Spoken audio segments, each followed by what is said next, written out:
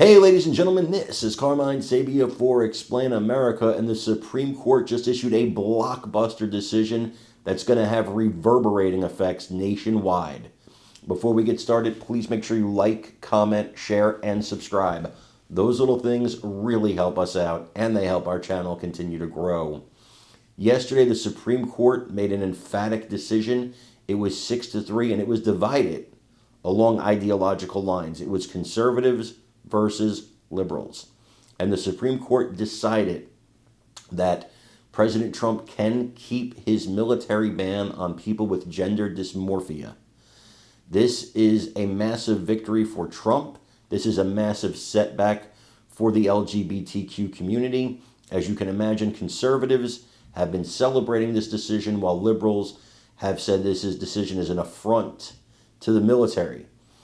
It's a very complicated situation. I honor and respect every single human being who wants to put their life on the line to protect this nation, to protect me, to protect our way of life. But there is the other side of it, which says if they're having these procedures, then they're on the shelf for years at a time. The government's paying for the procedures and not actually getting anything in terms of service for it. I understand both points. I said it's a very complicated situation. And I'm not going to give my opinion on it. I think if you followed me long enough, you probably know where I stand on this topic.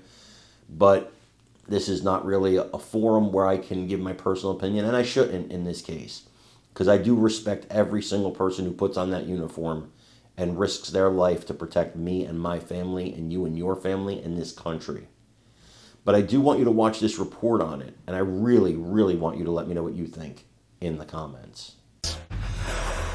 Our law and justice lead, the U.S. Supreme Court, said today that the Trump administration can enforce its ban on transgender service members from serving in the military. CNN Chief Legal Affairs Correspondent Paula Reed has more on this. Paula, did the U.S. Supreme Court explain its reasoning for today's decision? It did not. We didn't get much. We just got a paragraph from the High Court. But what we know is this is a massive victory for the Trump administration, because they've been telling me since day one, we just need to get our executive orders and our policies before that conservative supermajority, and they will be upheld. Because you may remember this particular ban, this is something that Trump tried to implement in the first few days of his administration. It was blocked by a lower court, but now the Supreme Court saying that the administration can continue to block transgender individuals from serving in the military.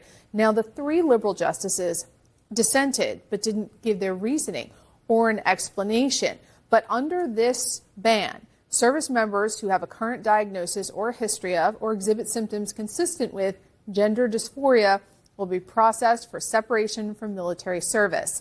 Now, that also means that transgender individuals cannot currently join any branch of the military. Now, it's unclear exactly how many people we're talking about, but in 2018, an independent research institute estimated there were about 14,000 transgender troops serving in the military. But really, in addition to the impact on these individuals who are serving, I think this kind of thing will continue to embolden the administration, because they've seen time and time again where the High Court is allowing many, not all, but many of these Trump policies to proceed, even though lower courts block them. All right, Paula Reed, thanks so much. A lot more ahead in our next hour. What Trump is saying now about pending trade deals, a loyal Trump